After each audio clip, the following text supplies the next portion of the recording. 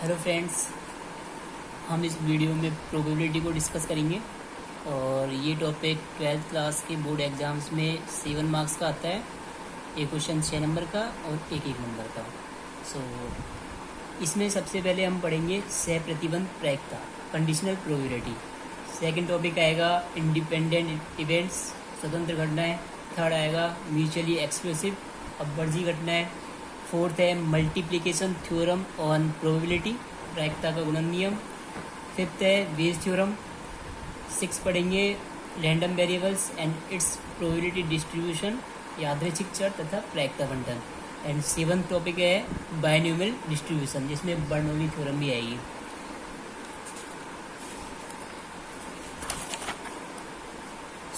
सबसे पहले है कंडीशनल प्रोबेबिलिटी, सह प्रतिबंध प्रायिकता। इसमें क्या होता है, जैसे 10th क्लास तक तो हमने पढ़ा था सिंपली कि एक पासा उछाल रहे हैं तो अंक 6 आने की प्रायिकता, सिंपली ऐसे पूछते थे। ठीक है।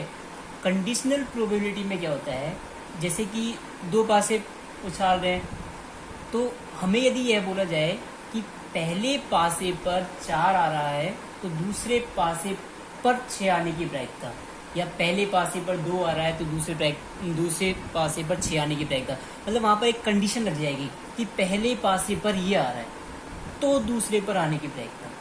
ठीक है। इसमें दो घटनाएं होती है, एक जैसे P of A by B, जिसमें जो नीचे होता है बी इवेंट, वो गिवन होता है। जैसे मैंने अभी कहा कि दूसरे पासे पर 2 आ रहा है, राइट, तो वो गिवन है। हमें बता रखा है कि 2 आ रहा है, वो गिवन है। और पूछ क्या रखा है कि पहले पासे पर 6 आना, वो ए वाली घटना हुई। ठीक है। तो P of A by B कैसे निकालते हैं, इसके लिए फॉर्मूला है P of A intersection B upon P of B। ठीक है। ये याद रखना कि नीचे वाली जो घटना रहती है B होता है, नीचे वाली जो भी रहेगी A B जो भी नीचे है वो गिवन रहेगी, और जो ऊपर है वो पूछी हुई रहेगी। ठीक है। जैसे कि एक और एग्जांपल, एक ताश की गड्डी को फेंट रहे हैं, अच्छी तरह मिला रहे हैं और हम 2 पत्ते निकाल रहे हैं एक एक करके। तो यदि मैं कहूँ कि पहला पत्ता इक्का है तो दूसरा बादशाह आने की प्रायिकता, तो वहां पर गिवन क्या है, बता क्या रखा है कि पहला पत्ता क्या है, इक्का, तो वो गिवन है, बी घटना हुई। और पूछ क्या रखा है कि दूसरा पत्ता इक्का आने की प्रायिकता, तो वो ए घटना हुई। ठीक है। तो P of A by B, condition लगा रहे हैं कि B गिवन है। डन। ठीक है। इसी में आती है स्वतंत्र घटनाएं। स्वतंत्र घटनाएं या फिर इंडिपेंडेंट इवेंट्स किसे कहते हैं, जब 2 इवेंट्स हो और वो दोनों एक दूसरे से इंडिपेंडेंट हो। इंडिपेंडेंट मतलब क्या है कि एक का प्रभाव दूसरे पर नहीं पड़ना चाहिए।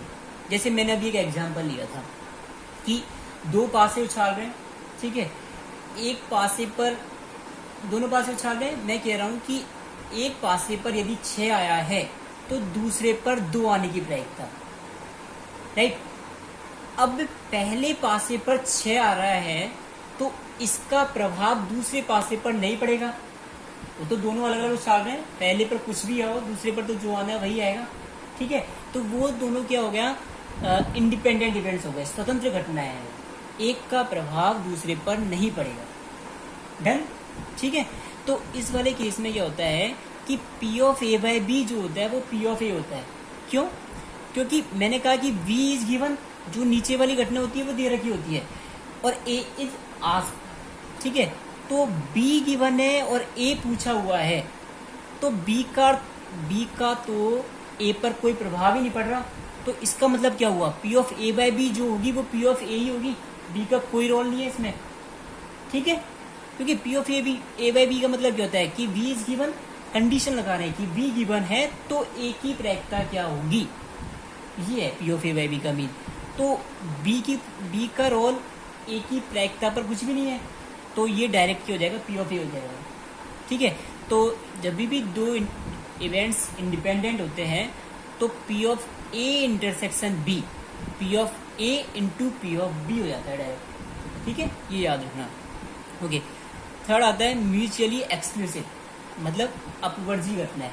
अब इस वाले केस में क्या होता है कि P of A intersection B 0 हो जाता है। दोनों में कॉमन कुछ भी नहीं होता है, ए और बी में कॉमन कुछ भी नहीं होता, ठीक है।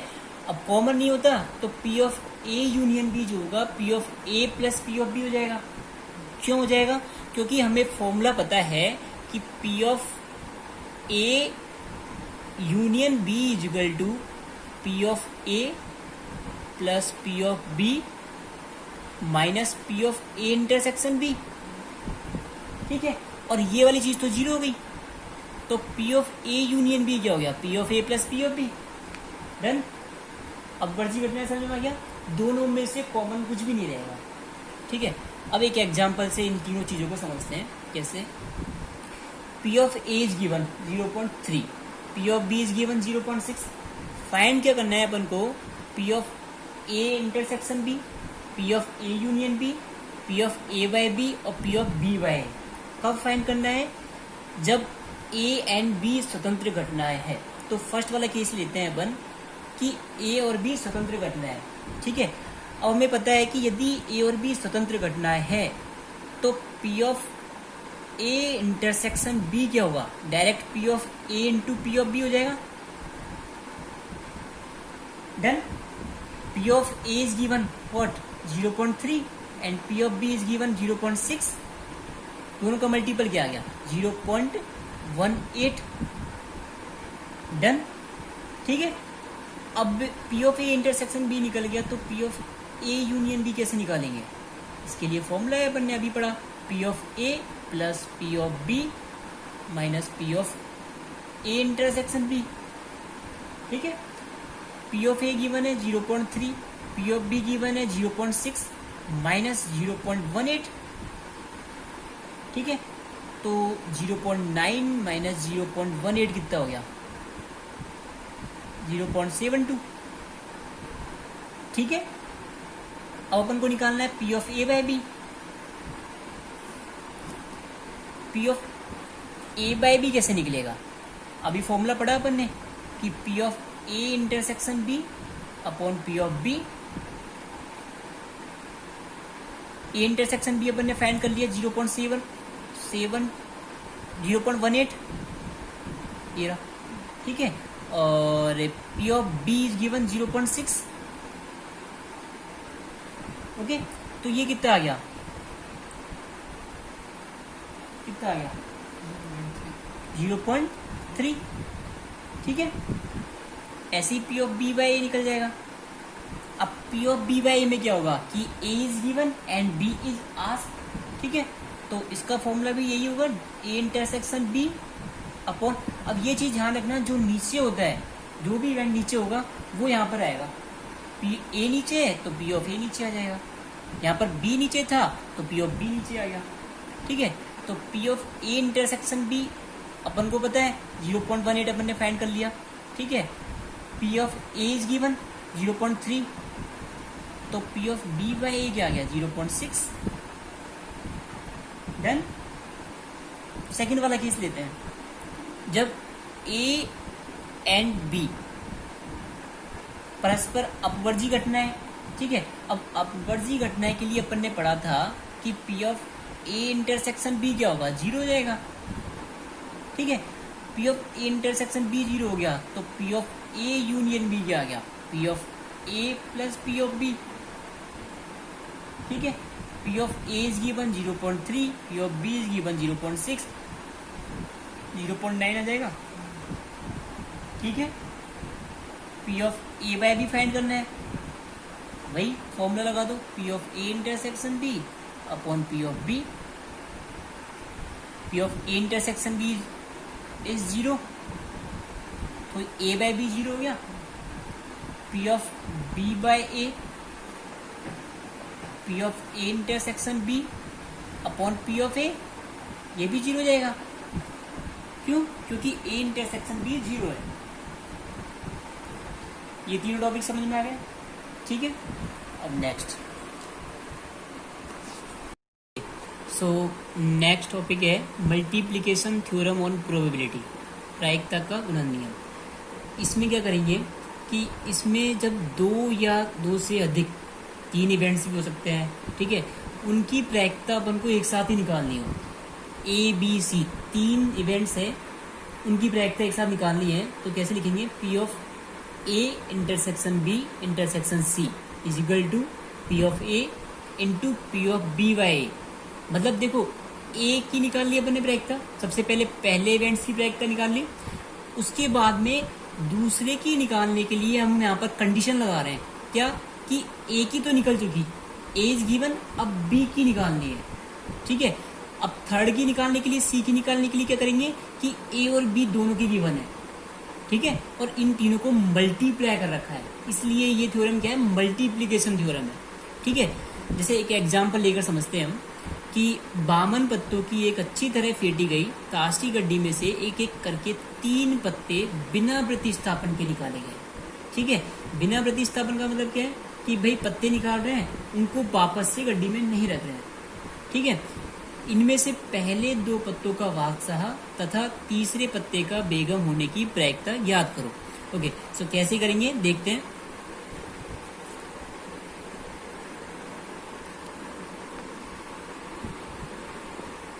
यहाँ पर 52 पत्ते गिवन है अपन को। ठीक है, और 3 पत्ते एक एक करके निकाल रहे हैं बिना प्रतिस्थापन के। ठीक है, तो निकालना क्या है अपन को, P of A intersection B intersection C. ठीक है, इसका फॉर्मूला अपन को पता है कि P of A into P of B by into P of C by A B. ठीक है, अब इनका मतलब क्या है, पी ऑफ ए का मतलब क्या है, यहाँ पर पी ऑफ ए का मतलब ये है कि 52 पत्तों की ताश की गड्डी में से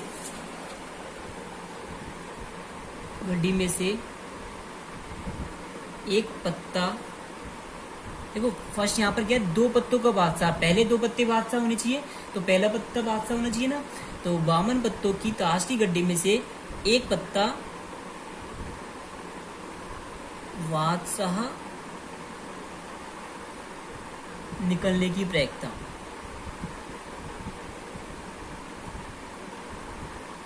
ठीक है, सिंपली पी ऑफ ए का मतलब क्या है, अपन को 52 पत्ते दे रखे हैं और पहला पत्ता अपन को क्या चाहिए, बादशाह चाहिए।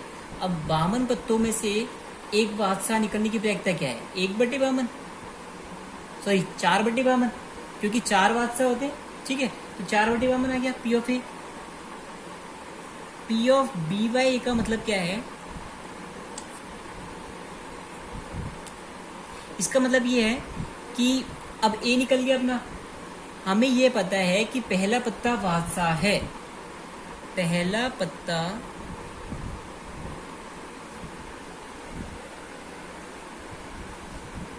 बादशाह है, तो दूसरे पत्ते के बादशाह होने की प्रायिकता।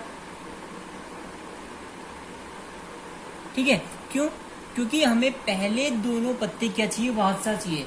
पहला पत्ता बादशाह निकल गया अपना, 52 पत्ते थे, बादशाह निकलने की प्रायिकता 4/52, क्योंकि 4 बादशाह होते हैं। पहली चीज P of B by A का मतलब क्या है कि पहला पत्ता बादशाह निकल गया तो दूसरा भी बादशाह निकलने की प्रायिकता। यहाँ पर कंडीशन लग गई कि पहला पत्ता बादशाह है। अब कंडीशनल प्रोबेबिलिटी में हमने पढ़ा था कि P of B by A क्या होता है, A is given and B is asked, तो इसका फॉर्मूला अपन ने पढ़ा था कि P of A intersection B upon P of B. ठीक है, अब सिंपली यदि हम इसको समझे तो क्या है कि 52 पत्ते थे, एक पत्ता निकल गया जो बादशाह था, अब कितने पत्ते बचे, 51 पत्ते बचे। ठीक है, और बादशाह कितने बचे, अब 3, क्योंकि एक बादशाह तो निकल गया। तो 51 पत्तों में से हमें बादशाह निकालना है, तो उसकी प्रायिकता क्या हो जाएगी, 3/51। समझ में आया, पहले 52 पत्ते थे, उनमें से एक पत्ता निकाला बादशाह, ठीक है, अलग रख दिया। अब दूसरा पत्ता निकाल रहे हैं अपन, ठीक है, अब पत्ते कितने बचे, 51, और दूसरा पत्ता बादशाह निकलने की प्रायिकता क्या बचेगी अब, क्योंकि बादशाह कितने बचे, 3 ना, और टोटल कितने, 51, 3/51। ठीक है, थर्ड वाली चीज P of C upon A B, इसका मतलब क्या है कि ए और बी दोनों गिवन है। ए और बी दोनों गिवन का मतलब क्या है कि हमें यह पता है कि पहले जो 2 पत्ते निकले हैं वो बादशाह है, ठीक है। तो तीसरे पत्ते के क्या बेगम निकलने की प्रक्रिया निकालनी है। तीसरे पत्ते के बेगम निकलने की प्रायिकता यदि यह ज्ञात हो कि पहले 2 पत्ते बादशाह है, ठीक है। कि अपन को पता है कि पहले दोनों पत्ता जो निकाले थे वो बादशाह थे और उनको साइड में रख दिया। तो अब एक और पत्ता निकाल रहे हैं, उसके बेगम होने की प्रायिकता का मतलब है C/AB, ठीक है। तो अब कितने पत्ते बचे? 2 पत्ते निकल के कितने बचे? 50, ठीक है। 50 पत्ते बचे हैं, उनमें से बेगम निकालनी है एक। तो बेगम कितनी बची? 4, क्योंकि पहले बेगम नहीं निकली, पहले 2 बादशाह निकले थे ओनली। 4 बेगम और टोटल पत्ते कितने हैं? 50, ठीक है। यहाँ तक तीनों चीज समझ में आ गई। P(A) देखो 3 पत्ते निकालने हैं, पहले 2 पत्ते बादशाह और तीसरा पत्ता बेगम होना है, उसकी प्रायिकता निकालनी है, ठीक है। तो 2 पत्तों के बादशाह और तीसरे पत्ते के बेगम होने की प्रायिकता कैसे निकालेंगे? सबसे पहले अपन ये देखेंगे कि पहला पत्ता क्या है। बादशाह निकालना है पहला पत्ता, तो 52 पत्तों में से एक बादशाह निकालने की प्रायिकता क्या है? 4/52। दूसरा पत्ता भी बादशाह चाहिए, तो यहाँ पर एक कंडीशन लग जाएगी, क्या? कि पहला पत्ता बादशाह है, ठीक है। क्योंकि अपन ने ये मान लिया कि पहला पत्ता बादशाह निकला था, जब तो उसकी प्रोबेबिलिटी 4/52 थी। अब जो पत्ता बादशाह निकला था उसको साइड में रख दिया, 51 पत्ते बचे, बादशाह 3 बचे। तो अब बादशाह निकालने की प्रायिकता क्या रह जाएगी? 3/51, क्योंकि बादशाह टोटल कितने रह गए? 3, और टोटल पत्ते कितने? 51, ठीक है। अब दोनों बादशाह निकल गए, दोनों पत्ते। अब एक और पत्ता निकाल रहे हैं, ठीक है। अब पत्ते कितने बचे? टोटल 50, क्योंकि 2 तो निकल गए। 50 पत्तों में से हमें बेगम निकालनी है। बेगम कितनी है? 4, पत्ते कितने हैं? 50, तो 4/50 इसकी प्रायिकता हो जाएगी, ठीक है। ओके, तो अपना आंसर क्या आ जाएगा? P(A) intersection B intersection C equal to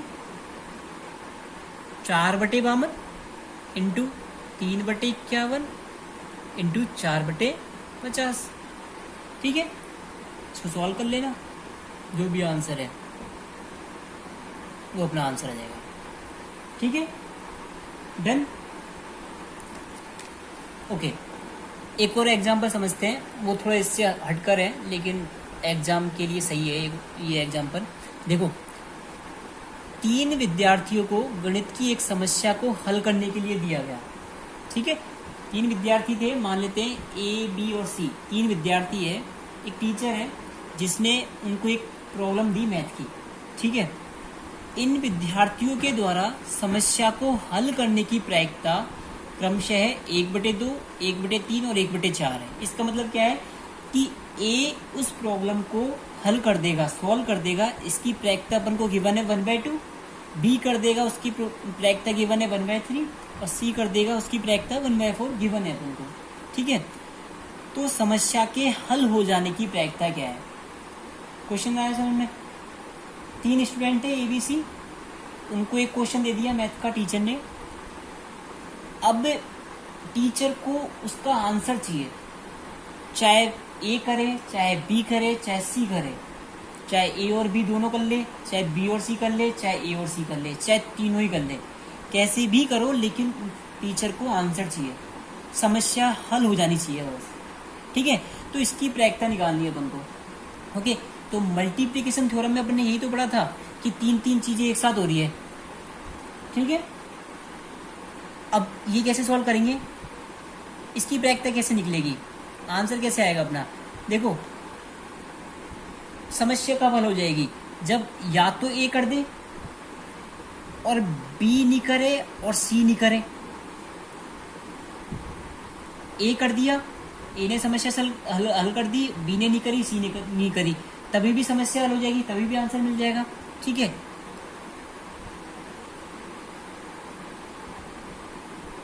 ए ने नहीं करी, बी ने कर दी और सी ने नहीं करी, तभी भी हल हो जाएगा। ए ने नहीं करी, बी ने भी नहीं करी और सी ने हल कर दी, तभी भी आंसर आ जाएगा। ठीक है, ऐसा हो सकता है कि ए और बी दोनों कर दे और सी नहीं करे। ठीक है, ए नहीं करे और बी सी कर दे, ये भी हो सकता है।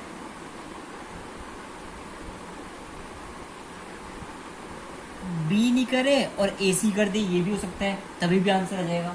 ठीक है, और ऐसा हो सकता है कि ए बी सी तीनों ही हल कर दे, हर केस में आंसर आ रहा है। पहले केस में ए सॉल्व कर रहा है तो टीचर को आंसर मिल रहा है, दूसरे केस में बी कर रहा है तो आंसर मिल रहा है, तीसरे में सी कर रहा है, चौथे केस में ए और बी दोनों सॉल्व कर रहे हैं, पांचवे में बी और सी सॉल्व कर रहे हैं, छठे में ए और सी ने हल कर दिया। ठीक है, सेवंथ में तीनों ने ही सॉल्व कर दिया तो आंसर मिल गया। ठीक है, पहला टाइप तो ये है, इस तरीके से कर सकते हैं अपन इसको सॉल्व। ठीक है, अब कैसे निकालेंगे देखते हैं answer. Okay, P of A B bar C bar, इसका मतलब ये है, ये जो लिखा है इसका मतलब ये है कि A intersection B bar intersection C bar. ठीक है, इसका मतलब ये है, और इसको डायरेक्टली अपन क्या लिखेंगे, P of A multiplication theorem से, P of A into P of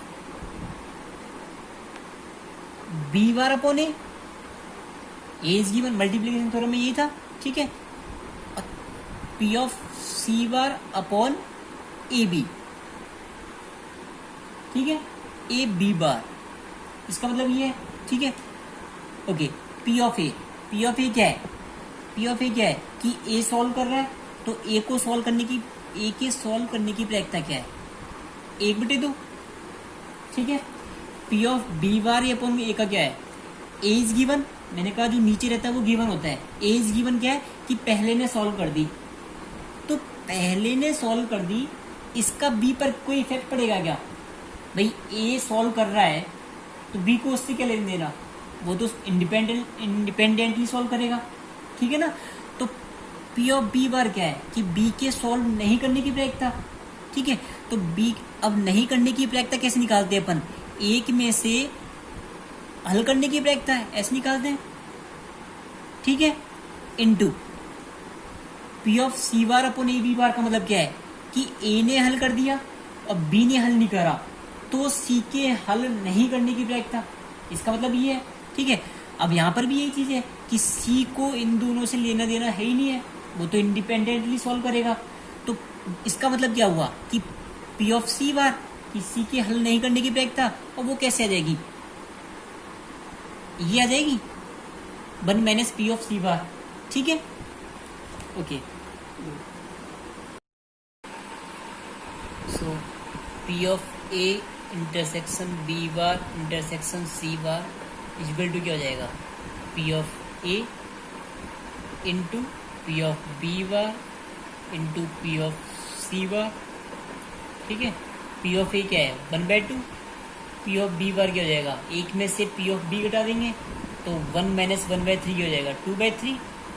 ठीक है, पी ऑफ सी बार क्या है 1 - पी ऑफ सी, तो 1 - P of C is given 1/4, तो 1 - 1/4 3/4 हो जाएगा।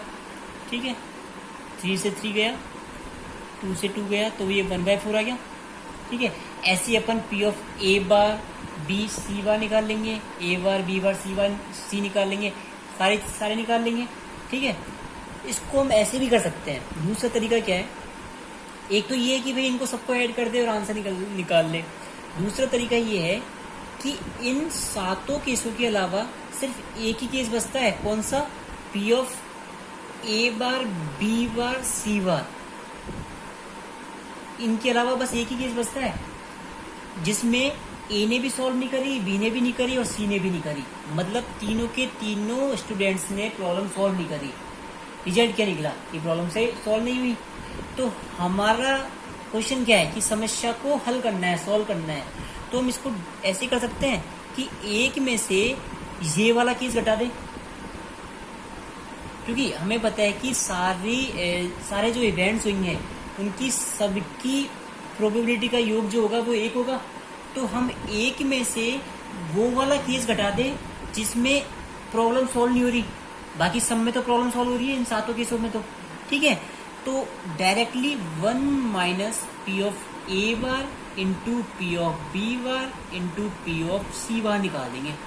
तो 1 minus P of A bar क्या हो जाएगा 1 माइनस 1/2, तो 1/2। पी ऑफ बी बार क्या हो जाएगा 1 माइनस 1/3, 2/3। 1 माइनस 1/4, 3/4, ठीक है। तो 1 माइनस 2 से 2, 3 से 3, 1/4। तो अपना आंसर क्या आ गया 3/4। ये अपना आंसर है, ठीक है। एक तरीका तो ये था अपना कि भाई इन 7 केसेस को निकाल ले, सॉल्व कर ले, और एक तरीका ये है, ठीक है। डन।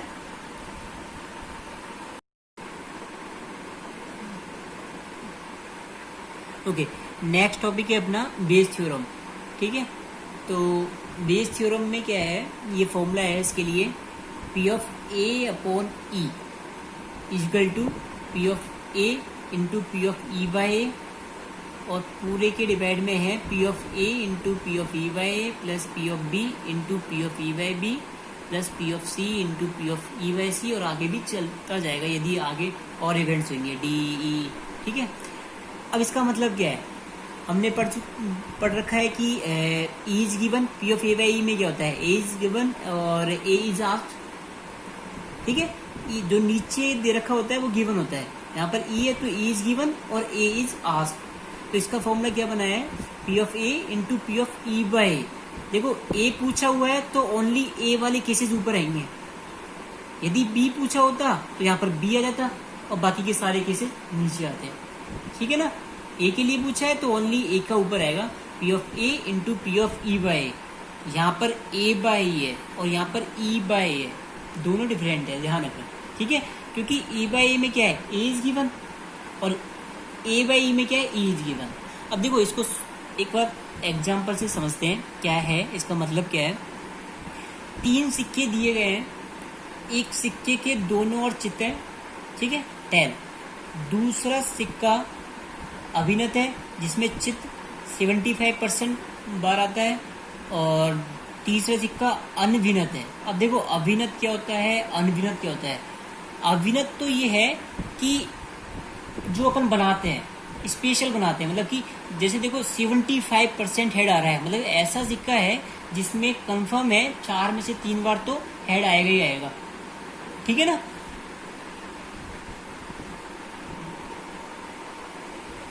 ठीक है, अभिनत ये होता है जो अपन बनाते हैं।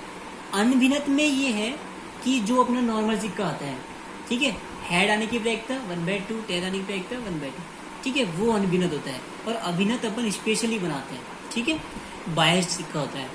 ओके, तो 3 सिक्कों में से एक सिक्के को चुना गया और उसे उछाला गया। यदि सिक्के पर चित्त प्रकट हो तो इस बात की क्या प्रायिकता है कि वह दोनों चित्त वाला सिक्का है। अब देखो बेस थ्योरम से किसी भी क्वेश्चन को सॉल्व करने के लिए सबसे पहले इवेंट्स को पहचानना पड़ता है। इवेंट्स को कैसे पहचानते हैं, देखो यहाँ पर मैंने फॉर्मूले में दिखाया कि ई इज गिवन, ठीक है, मतलब क्वेश्चन में जो भी गिवन है, जो इवेंट गिवन है, गिवन देखो हमेशा लगभग लास्ट में गिवन रहता है। देखो क्या यहाँ पर गिवन है, यदि सिक्के पर चित्त प्रकट हो, ये गिवन है, ठीक है, यदि सिक्के पर चित्त प्रकट हो तो इस बात की क्या प्रायिकता है कि वह दोनों चित्त वाला सिक्का है। यहाँ पर गिवन क्या है कि सिक्के पर चित्त का प्रकट होना, ये गिवन है, ठीक है। तो जो भी गिवन हो उसको ई इवेंट मान लेते हैं। ई इवेंट क्या है कि सिक्के पर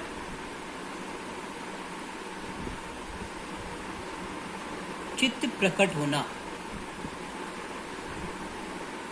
ठीक है, जो भी गिवन रहता है उसको ई इवेंट मान लेंगे, और जो पूछा हुआ रहता है उसको ए। जैसे देखो यहाँ पर पूछा हुआ क्या है कि इस बात की क्या प्रायिकता है कि वह दोनों चित्त वाला सिक्का है, ठीक है। तो दोनों चित्त मतलब जिसमें दोनों ओर चित्त है, राइट, और दोनों ओर चित्त वाला सिक्का यहाँ पर एक है, एक सिक्के की दोनों ओर चित्त है, ठीक है। 3 सिक्के हैं दोनों, एक सिक्के पर तो दोनों तरफ हेड है, ठीक है, एक सिक्के पर हेड और टेल है, लेकिन वो बायस्ड है, मतलब 75% चांसेस ये है कि हेड आएगा, ठीक है। तीसरा सिक्का हेड टेल वाला नॉर्मल है, जिसमें हाफ हाफ चांसेस रहते हैं टेल आने के और हेड आने के, ठीक है। तो अपन मान लेते हैं कि ये सिक्का फर्स्ट है, ये सिक्का सेकंड है, ये थर्ड है, ठीक है। तो यहाँ पर पूछ क्या रखा है, ए, मैंने कहा कि ए इज आस्क्ड, ए क्या है कि इस बात की क्या प्रायिकता है कि वह दोनों चित्त वाला सिक्का है। दोनों चित्त वाला सिक्का कौन सा, फर्स्ट ना, तो यहाँ पर ए इवेंट क्या हो जाएगा, सिक्के का दोनों और चित्त वाला होना, यानी कि सिक्का फर्स्ट, पहला नंबर का सिक्का, ठीक है। अब देखो जो पूछा हुआ है उसको अपन ने ये लिख लिया, अब इसके करेस्पॉन्डिंग और इवेंट्स लिखते हैं।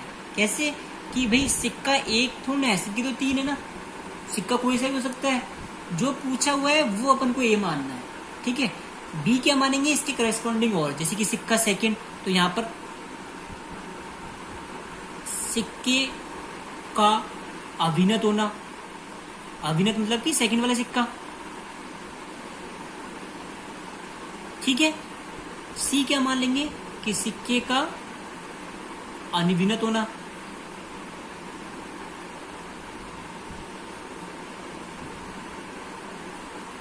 थर्ड वाला सिक्का, ठीक है। अब अपन को निकालना है क्या, A is given and A is asked, ये निकालना है। ये पता है अपन को कि सिक्के पर चित्त प्रकट हुआ है, तो इस बात की क्या प्रायिकता है कि वह सिक्का फर्स्ट वाला है, फर्स्ट मतलब कि जिसपे दोनों और चित्त है, ये निकालना है अपन को, ठीक है।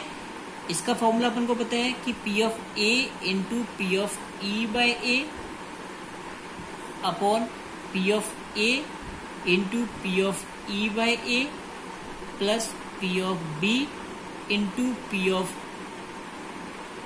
ई by B plus P of C into P of E by C. यहाँ तक ठीक है। अब इनको देखते हैं कि ये क्या है, पी ऑफ ए क्या है, पी ऑफ ए क्या है, ए इवेंट क्या है अपना, ए इवेंट है सिक्के का दोनों और चित्त वाला होना, ठीक है। अब देखो तीन सिक्के हैं, तीन सिक्के में से हमें फर्स्ट वाला सिक्का चाहिए, एक सिक्का चाहिए, तो उसकी प्रायिकता क्या हो जाएगी, 1/3 ना, तो यहाँ पर पी ऑफ ए क्या हो जाएगा, 1/3, ठीक है। P of E by A, P of E by A का मतलब क्या है कि ए इज गिवन, ए क्या है, सिक्के का दोनों और चित्त वाला होना, ये गिवन है अपन को। तीन सिक्के थे, उनमें से अपन को ये बताया कि अपना जो सिक्का है वो फर्स्ट वाला सिक्का है जिसपे दोनों और चित्त है, ठीक है। तो ई के होने की प्रायिकता, ई क्या है, सिक्के पर चित्त प्रकट होने की प्रायिकता।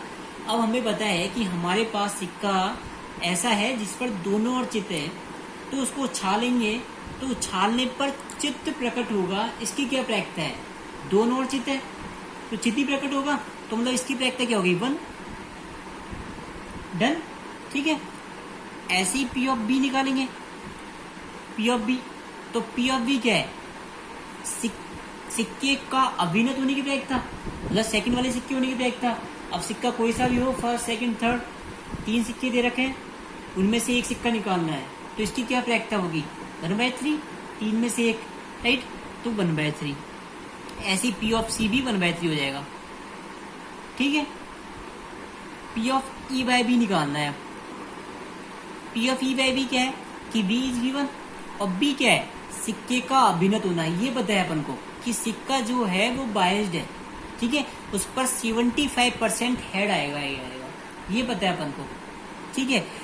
तो ई के होने की प्रायिकता, ई क्या है, सिक्के पर चित्त प्रकट होने की प्रायिकता, 75% हेड आ रहा है, तो मतलब क्या हो गया, 3/4 हेड आने की प्रायिकता निकालनी है अपन को, चित्त प्रकट होने की प्रायिकता।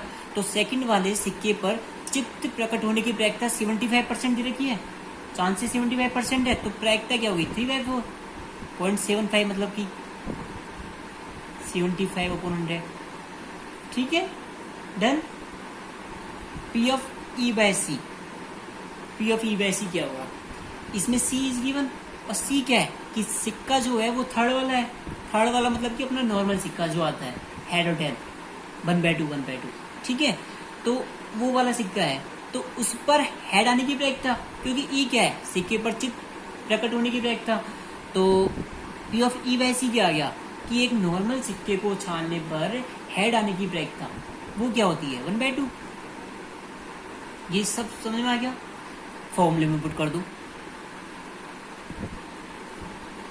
1/3 into 1 upon 1/3 into 1 plus 1/3 into 3/4 plus 1/3 into 1/2, ठीक है, ओके। अब यहाँ पर 3 3 3 सो इसको सोल्व करेंगे तो यहाँ पर 4 एलसीएम लेंगे तो 4 ऊपर आ जाएगा और यहाँ पर नीचे क्या जाएगा 4 3 7 और 2 9, ठीक है, ओके। एक और एग्जाम्पल लेते हैं इसका ही, बेस थ्योरम का।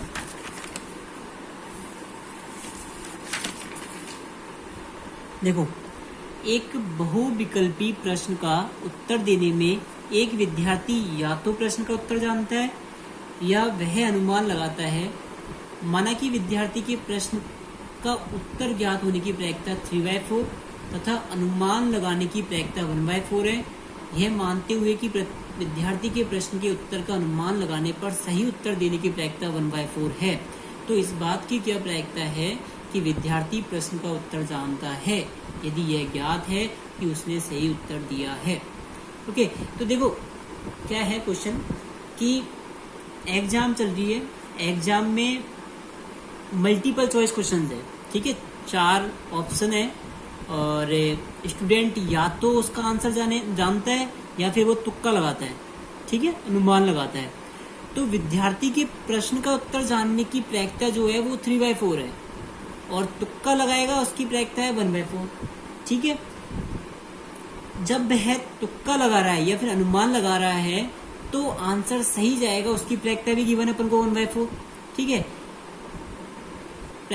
इस बात की क्या प्रायिकता है कि विद्यार्थी प्रश्न का उत्तर जानता है यदि यह ज्ञात है कि उसने सही उत्तर दिया है। अपन को ये सॉल्व करना है, तो इसके लिए मैंने कहा कि बेस थ्योरम जब भी आ जाए तो सबसे पहले इवेंट्स को पहचानना बहुत जरूरी है। यहाँ पर सबसे पहले अपन ई वाला इवेंट मतलब जो गिवन है, अब गिवन मैंने कहा कि ज्यादातर लास्ट वाली लाइंस में देते हैं। देखो सही ढंग से पढ़ो इसको कि इस बात की क्या प्रायिकता है कि विद्यार्थी प्रश्न का उत्तर जानता है यदि यह ज्ञात है। गिवन क्या है कि उसने सही उत्तर दिया है, ये गिवन है अपन को कि विद्यार्थी ने प्रश्न का उत्तर सही दिया। ये अपना इवेंट हो गया, ये गिवन है अपन को, डन। तो इवेंट ए क्या है जो पूछ रखा होता है, और पूछा क्या है कि इस बात की क्या प्रायिकता है कि विद्यार्थी प्रश्न का उत्तर जानता है, ये पूछ रखा है। तो विद्यार्थी का प्रश्न का उत्तर जानना, ये इवेंट ही हो गया कि विद्यार्थी प्रश्न का उत्तर जानता है, ठीक है। अब मैंने कहा कि इसके करस्पॉन्डिंग और इवेंट्स लेते हैं, एक ही करस्पॉन्डिंग। अब उत्तर जानता है या फिर अनुमान लगाता है, दो ही चीजें। तो यहाँ पर ए इवेंट यदि अपना उत्तर जानना हो गया तो दूसरा इवेंट क्या हो जाएगा, अनुमान लगाना। तो विद्यार्थी का अनुमान लगाना, भाई नहीं जानेगा तो तुक्का लगाएगा, ठीक है, ओके। वही निकालना है, E इज गिवन और A इज आस्क्ड, ठीक है।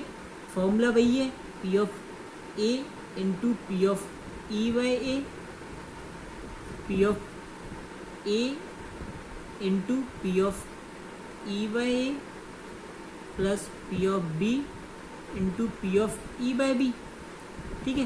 देखो फॉर्मूला याद रखने का सिंपल तरीका क्या है कि ए बाई ये यहाँ पर ए इवेंट है, तो यहाँ पर भी ए इवेंट आएगा, पी ऑफ ए आ गया। अब पी ऑफ ए आ गया तो इसके मल्टीप्लाई में पी ऑफ ई बाई ए रखेंगे, मतलब ए से ए कट जाना चाहिए, ऐसा मान कर चलते हैं अपन, ठीक है।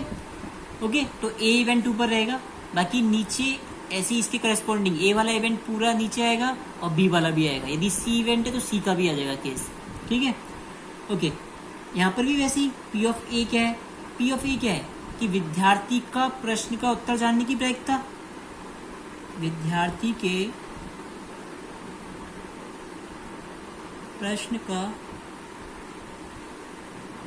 उत्तर जानने की प्रायिकता, ये पी ऑफ ए आ गया, क्योंकि ए इवेंट यही तो है कि विद्यार्थी प्रश्न का उत्तर जानता है, ठीक है। तो पी ऑफ ए, पी मतलब प्रोबेबिलिटी उसकी, तो विद्यार्थी के प्रश्न का उत्तर जानने की प्रायिकता वो अपन को क्वेश्चन में गिवन है। ये देखो यहाँ पर लिखा हुआ है विद्यार्थी के प्रश्न के उत्तर जानने की प्रायिकता 3/4 है, तो यहाँ पर प्रश्न के उत्तर जानने की प्रायिकता 3/4 हो गई, ठीक है। ऐसे ही पी ऑफ ई बाई ए, अब P of E by A का मतलब क्या है कि ए इज गिवन और ए क्या है, विद्यार्थी प्रश्न का उत्तर जानता है, ये पता है अपन को कि विद्यार्थी को उस क्वेश्चन का आंसर पता है, ठीक है। तो ई पूछा है वो है, ई क्या है कि विद्यार्थी ने प्रश्न का उत्तर सही दिया। अब कोई बंदा है प्रश्न का उत्तर जानता है, क्वेश्चन का आंसर जानता है, तो आंसर सही देगा ऑब्वियसली, ठीक है। तो इसकी प्रायिकता क्या जाएगी, 1, ठीक है, सिंपल चीज है, ठीक है ना। ए इज गिवन, ए क्या है कि विद्यार्थी प्रश्न का उत्तर जानता है, ये पता है अपन को, और पूछा हुआ क्या है ई, ई क्या है कि विद्यार्थी ने प्रश्न का उत्तर सही दिया, इसकी क्या प्रायिकता है, तो प्रश्न का उत्तर जानता है तो सही देगा आंसर, ठीक है, तो 1। तो यहाँ पर ये ध्यान रखना कि ऐसे नहीं करना कि यहाँ पर पी ऑफ ई बाई ए के बारे में कोई जानकारी नहीं है, इसको क्वेश्चन को सही ढंग से पढ़ना है, ठीक है। अपने आप सब चीजें गिवन होती है। पी ऑफ बी देखो, पी ऑफ बी क्या है, बी इवेंट क्या है, विद्यार्थी का अनुमान लगाना, तो पी ऑफ बी क्या आ गया कि विद्यार्थी के अनुमान लगाने की प्रायिकता,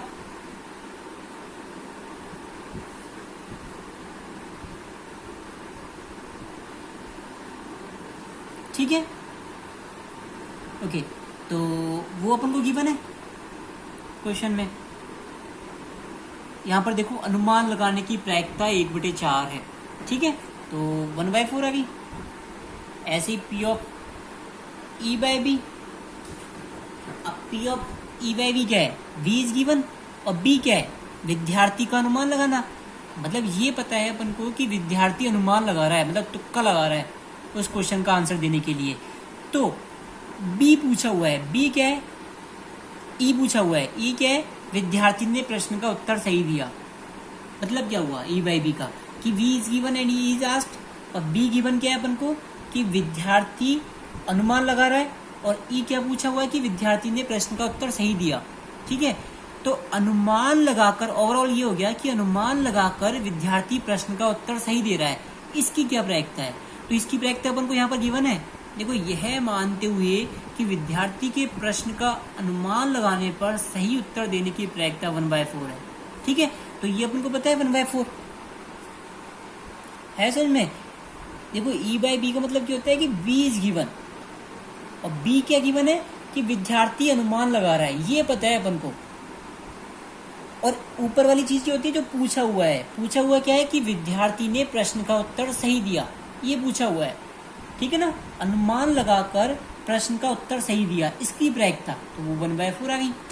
ओके, तो अपना ओवरऑल आंसर क्या जाएगा, फॉर्मूले में पुट कर दो, P of A is what 3/4, P of E by A 1/3/4 into 1 plus 1/4 into 1/4, ठीक है, 4 4 4, तो यहाँ से 3/3 प्लस 1/4, तो यहाँ से कितना आ गया 12/13 आ गया, ठीक है, डन। सो अगला टॉपिक अपना है random variables and it's probability distribution, यादृच्छिक चर तथा इसका प्रायिकता बंटन। ओके, तो रैंडम वेरिएबल्स क्या है वो एक एग्जांपल से समझते हैं। ताश के पत्तों की एक भली भांति फेंटी गई गड्डी से दो पत्ते उत्तरोत्तर बिना प्रतिस्थापन के निकाले जाते हैं। ठीक है, एक ताश की गड्डी है, अच्छी तरह मिला रखी है, और दो पत्ते निकाल रहे हैं अपन, और बिना प्रतिस्थापन के, मतलब निकालने के बाद में उसको रिप्लेस नहीं करना। ठीक है, तो बादशाहों की संख्या का माध्य प्रसरण व मानक विचलन ज्ञात करना है। ओके, देखो यादृच्छिक चर क्या है यहाँ पर, बादशाहों की संख्या, दो पत्ते निकाल रहे हैं अपन। ठीक है, तो उन दो पत्तों में से बादशाह कितने होंगे, उनकी संख्या क्या कहलाएगी, यादृच्छिक चर कहलाएगी। मतलब यादृच्छिक चर को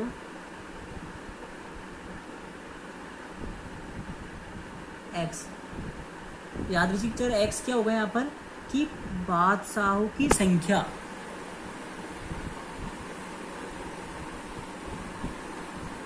दो पत्ते निकाल रहे हैं, उनमें से बादशाह कितने होंगे, ये यादृच्छिक चर कहलाएगी, है ना।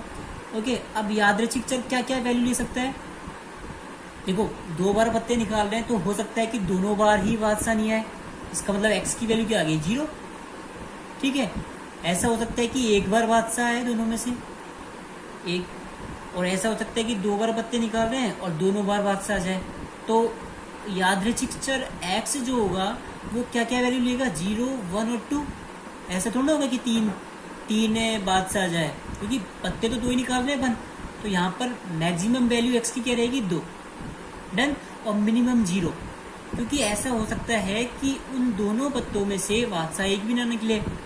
ठीक है, तो यादृच्छिक चर समझ में आया कैसे कैसे वैल्यू लेता है।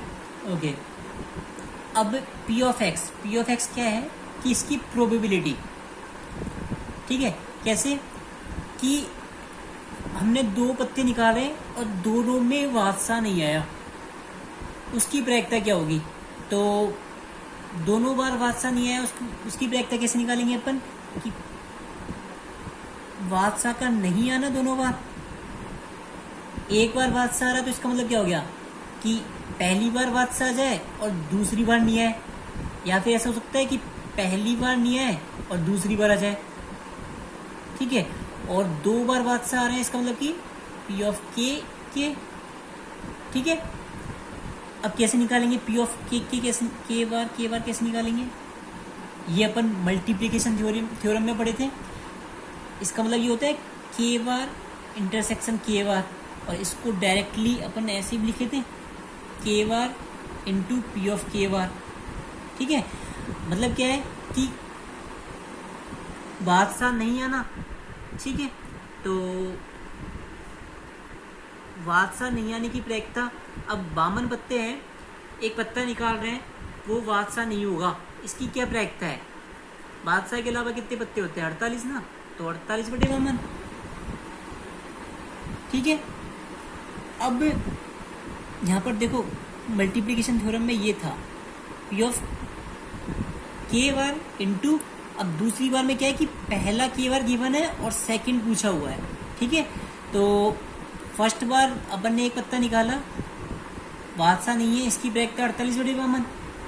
अब ये गिवन है कि पहला पत्ता बादशाह नहीं था।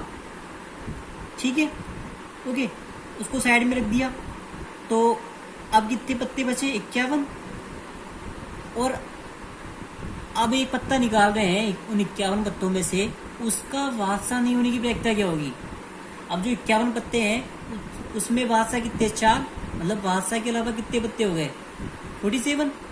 ठीक है, तो 47, और टोटल पत्ते कितने हैं, 51।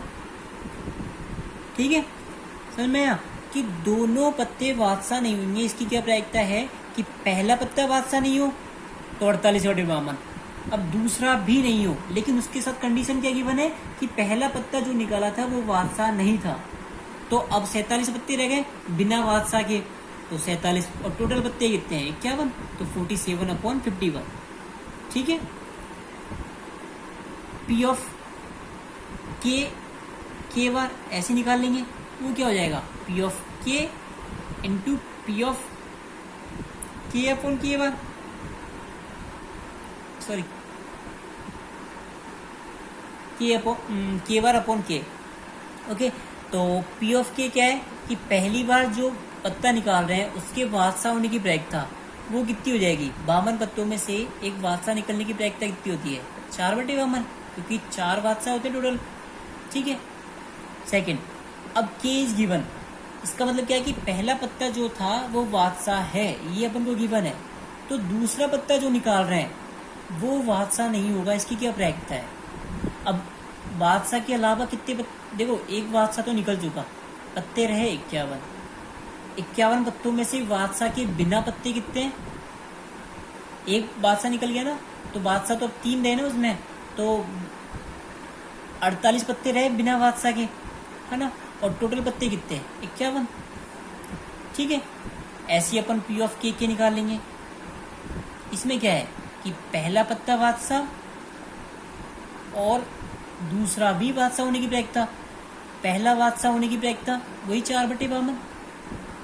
अब ये गिवन है कि पहला पत्ता जो था वो बादशाह था, ठीक है, और उसको साइड में रख दिया, तो अब बादशाह कितने रह गए, 3, टोटल पत्ते कितने रह गए, 51, तो बादशाह निकलने की प्रायिकता क्या रह गई 3/51, क्योंकि यहाँ पर तो बादशाह ना निकलने की प्रायिकता थी, वो 48/51।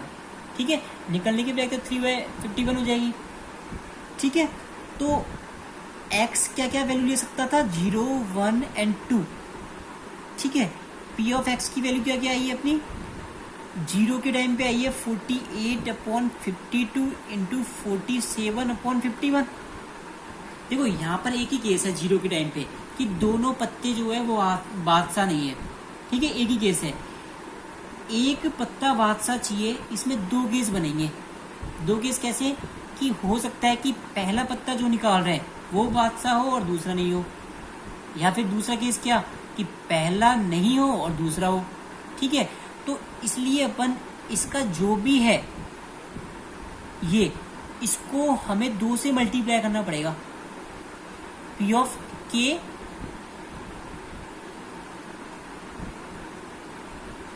के बार को, क्योंकि यह समझ में है, क्योंकि यहाँ पर 2 केस है, पहला पत्ता बादशाह हो दूसरा नहीं हो, ठीक है, और दूसरा हो और पहला नहीं हो।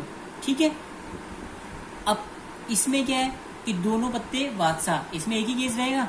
ठीक है, और वो क्या रहेगा, ये 4/52 इंटू 3/51। ठीक है, तो इसको सॉल्व कर लेंगे अपन, क्या क्या आ रहा है, इसकी वैल्यू क्या आ रही है, इसकी वैल्यू क्या आ रही है, इसकी वैल्यू क्या आ रही है, ये जो आएगा वो अपना क्या कहलाएगा, प्रायिकता बंटन।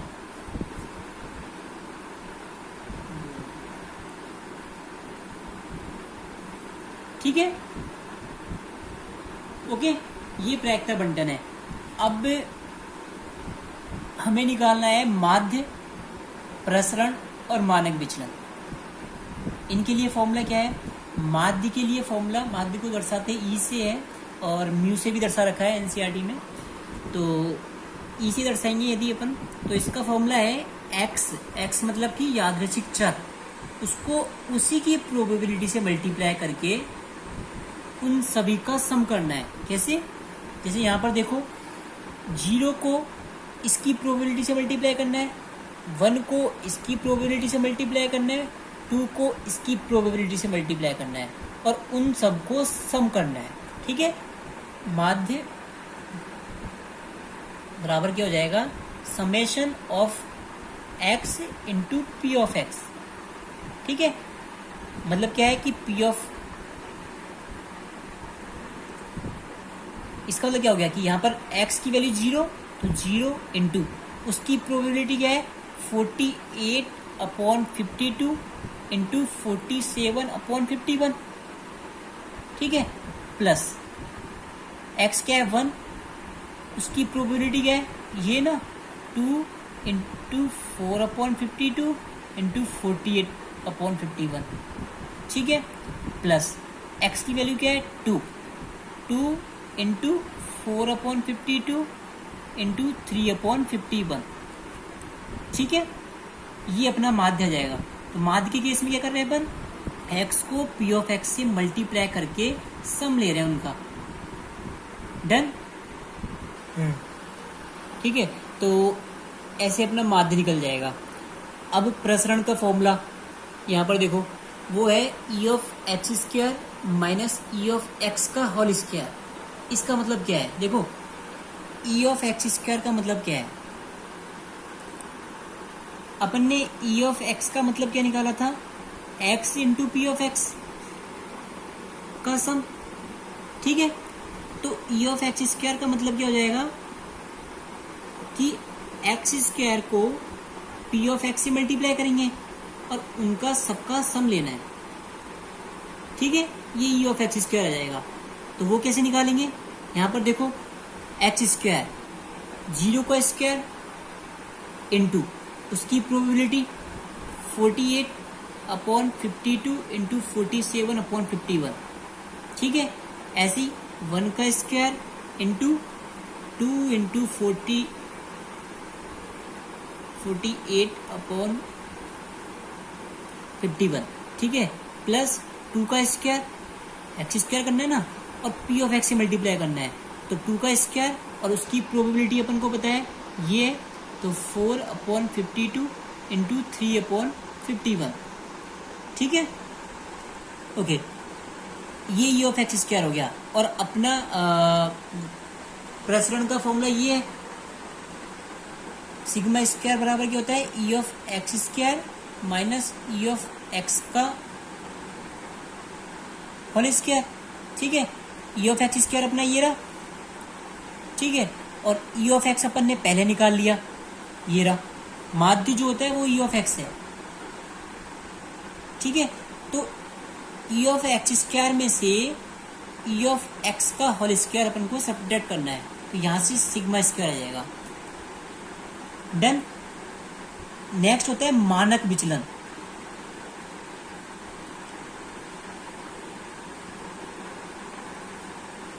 मानक विचलन क्या होता है, सिग्मा, मतलब क्या हुआ कि जो प्रसरण है अपना सिग्मा स्क्वायर, उसका रूट फाइंड कर लो, सिग्मा स्क्वायर आते ही अपना मानक विचलन आ जाएगा, ठीक है, ओके। सो अब नेक्स्ट टॉपिक आता है अपना, लास्ट टॉपिक है बायनोमियल डिस्ट्रीब्यूशन, द्विपद बंटन, जिसमें बर्नौली थ्योरम है और क्वेश्चन आने के चांसेस भी है बोर्ड में। सो इसमें क्या है कि n ट्रायल्स करेंगे और r सफलताएं चाहिए अपन को।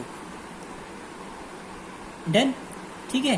तो उसका फॉर्मूला ये है, p of x equal to r का जो फॉर्मूला है वो ये है, NCR p की पावर r q की पावर n माइनस r। अब p क्या है, p है सफलता की प्रायिकता और q है असफलता की प्रायिकता। अब ये सफलता क्या है, असफलता क्या है, कैसे करेंगे उनका, ये एग्जाम्पल से समझते हैं, ठीक है।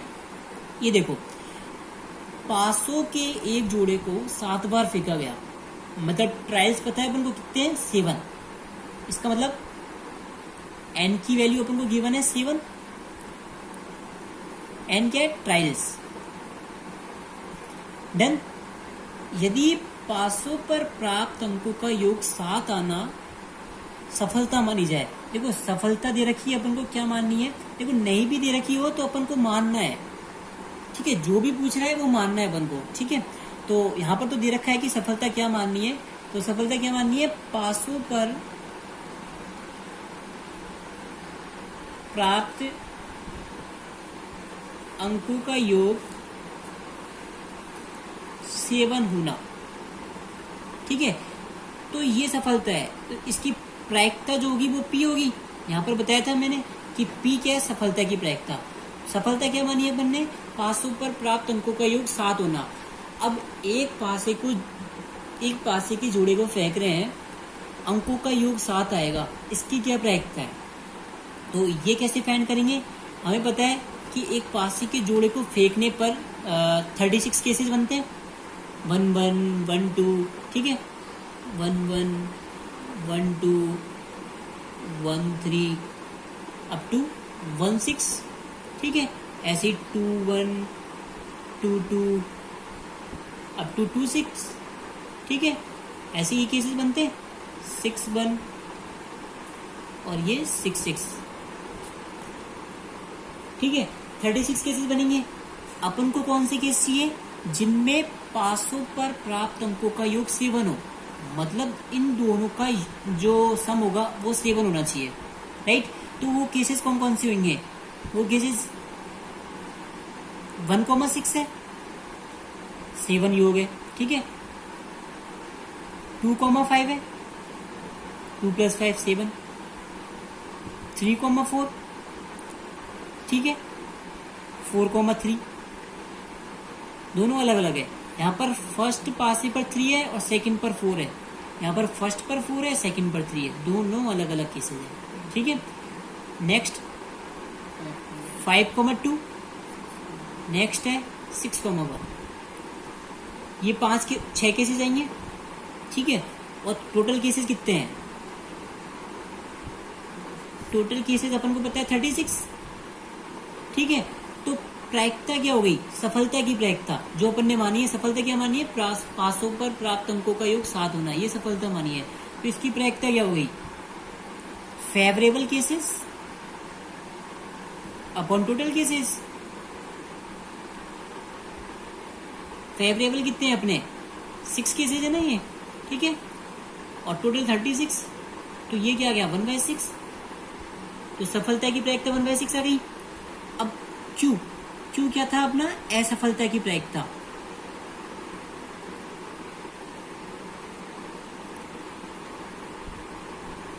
अब सफलता की प्रायिकता यदि 1 है, सफलता की प्रायिकता 1/6 है, तो असफलता की प्रायिकता क्या हो जाएगी? 1 - 1/6, क्योंकि सफलता और असफलता दोनों की प्रायिकताओं का योग, टोटल प्रायिकताओं का योग कितना होता है? 1 होता है ना। तो यहाँ से 1 - 1/6 कर देंगे, तो यहाँ से कितना आ गया? 5/6 असफलता की प्रायिकता। बस सबसे पहले हमको यही निकालना है, सफलता क्या है, सफलता की प्रायिकता क्या है, असफलता की प्रायिकता क्या है। उसके बाद में क्वेश्चन देखो क्या पूछ रहा है। तो यदि पासों पर प्राप्त अंकों का योग 7 होना सफलता मानी जाए, तो क्या प्रायिकता है कि कोई सफलता नहीं? मतलब क्या हुआ? मतलब सफलता कितनी चाहिए अपन को? फर्स्ट वाले केस में सफलता है, मतलब आर मान लेते हैं सफलताओं की संख्या को, वो कितनी चाहिए? कोई नहीं ना, मतलब 0 चाहिए, R 0 होना चाहिए। अब यहाँ पर फॉर्मूला अपन ने क्या पढ़ा था कि P of X = R = NCR P की पावर R Q की पावर N - R, ठीक है। P of X = R क्या है? 0, सफलता चाहिए नहीं अपन को एक भी, तो 0। N कितने हैं? 7, C R कितना है? 0, P की वैल्यू अपनी कितनी आई है? 1/6, R की वैल्यू कितनी है? 0, Q की वैल्यू 5/6, N - R, N कितना है? 7 - R कितना है? 0, ठीक है। तो यहाँ से 7C0 1/6 की पावर 0 और 5/6 की पावर 7, ठीक है। 7C0 क्या होता है? 7C0 क्या होता है? 1 इंटू 1/6 की पावर 0 क्या होगी? वो भी 1 इंटू 5/6 की पावर 7, मतलब क्या हो गया अपना? 5/6 की पावर 7, ये आ गया। किसकी प्रायिकता ये है? कोई सफलता नहीं, एक भी सफलता नहीं चाहिए, उसकी प्रायिकता अपनी कितनी आई है? 5/6 की पावर 7। डन। सो नेक्स्ट क्या है? 6 सफलताएं चाहिए। इसका मतलब क्या हो गया अपना कि P of X = 6, R 6 हो गया यहाँ पर सेकंड में, ठीक है। तो फॉर्मूले में पुट कर देंगे, N मतलब 7, C R मतलब 6, P क्या है अपना? 1/6 की पावर R मतलब 6, Q क्या है अपना? 5/6 की पावर N - R, N कितना है? 7 - R कितना है? 6। तो यहाँ से 7C6 1/6 की पावर 6 और 5/6 की पावर 1 आ गया, ठीक है। ऐसे ही थर्ड क्या है? थर्ड है कम से कम 6 सफलता, ठीक है। अब कम से कम 6 सफलता का मतलब क्या है कि मिनिमम 6 तो चाहिए ही। तो इसके लिए क्या हो जाएगा? पी एक्स, ये जो होगा वो कितना होगा, कम से कम 6, मतलब कि 6 से बड़ा या 6 के बराबर। तो x is greater than equal to 6 आ गया, कम से कम 6 चाहिए, तो 6 या 6 से ज़्यादा। ठीक है, तो देखो इसको अपन ऐसे कर सकते हैं कि 6 या 6 से ज़्यादा, तो इसमें 6 वाला केस आ गया। ठीक है, 6 से ज़्यादा कितनी हो सकती है, 7 ना, तो 7 वाला केस आ गया, क्योंकि 7 बार ट्रायल कर रहे हैं तो ज़्यादा से ज़्यादा 7 ही सफलता आएगी, ऐसे तो ना 8 आ जाएगी। ठीक है ना, तो P of X greater than equal to 6, कम से कम 6 सफलता का मतलब क्या हो गया कि 6 सफलता है या फिर 7 सफलता। ठीक है, अब इनकी वैल्यू निकाल लेते हैं वही एनसीआर से। तो एनसीआर कितना है 6, पी क्या है वही 1/6 की पावर आर कितना है 6, क्यू कितना है 5/6 की पावर एन माइनस आर मतलब कि 7 - 6 मतलब 1। ठीक है, ऐसे इसके लिए करेंगे तो यहाँ पर आर 7 है, तो एन सी आर पी क्या है 1/6 की पावर आर 7, और क्यू कितना है 5/6 की पावर आर कितना है 0, क्योंकि एन माइनस आर 0। ठीक है, तो ये अपना क्या जाएगा, कम से कम 6 सफलताओं के लिए। नेक्स्ट क्या है, अधिकतम 6 सफलता है। ठीक है, तो अधिकतम 6 सफलताएं के लिए क्या हो जाएगा कि मैक्सिमम 6 चाहिए अपन को। ठीक है, तो यहाँ पर x जो होगा वो लेस देन इक्वल टू 6 हो जाएगा। मैक्सिमम 6 चाहिए, 6 से ज़्यादा नहीं चाहिए। तो इसका मतलब 6 से ज़्यादा का मतलब क्या हो गया कि हम इसको ऐसे कर सकते हैं कि एक में से बस वो वाला केस हटा दे, कौन सा, जिसमें 6 से ज़्यादा, 6 से ज़्यादा मतलब कि 7 सफलता आ रही है। आ रहा है समझ में? या तो इसको ऐसे कर सकते हैं कि 6 या 6 से कम, इसका मतलब क्या हो गया कि x equal to 0, x equal to 1, x equal to 2, x equal to 3, x equal to 4, x equal to 5, x equal to 6। ठीक है, इन सबको निकाल कर ऐड कर दे, क्योंकि 6 से कम का मतलब तो यही हो गया ना, 6 से कम का तो कि 0 भी आएगा, फर्स्ट भी है 1 2 3 4 5 6। ठीक है, लेकिन इनको यदि निकालेंगे तो टाइम ज़्यादा लगेगा। तो इससे बढ़िया अपन ये कर लेंगे कि एक में से बस वो वाला केस हटा देते हैं जिसमें 6 से ज़्यादा आ रही है, और 6 से ज़्यादा आ रही है मतलब कि 7 आ रही है। तो सिंपल हो गया, 1 minus P of X equal to 7। तो एनसीआर से 7 सी आर कितना है 7, पी अपन को पता है 1/6 की पावर आर कितना है 7, क्यू कितना है 5/6 की पावर आर कितना हो गया 7 माइनस 0, मतलब 7 माइनस 7 0 आ गया। ठीक है, ये अपना आंसर। ठीक है, तो ये हो गया अपना। अब मैं कुछ इम्पोर्टेंट क्वेश्चंस बता रहा हूँ एनसीईआरटी की बुक, जो आरबीएसई की बुक है अभी, उसमें से वो आप कर लेना। ठीक है, प्रैक्टिस के लिए।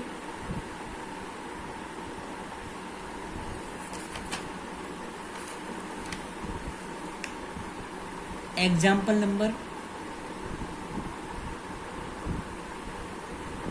8,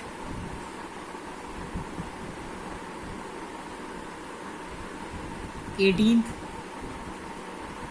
20th,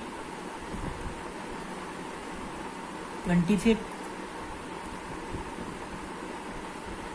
34th, ये सारे एग्जाम्पल कर लेना अच्छे हैं। इसके अलावा एक्सरसाइज में 16.2 में है 7th question, 9th question, 10th question and 12th question. 7.3 में है 8th question, 12th question and 13th। 16.4 में है 5th एंड 8th। 16.5 में फर्स्ट, 6th एंड 11th। ये क्वेश्चंस है, इनको कर लेना। Thank you.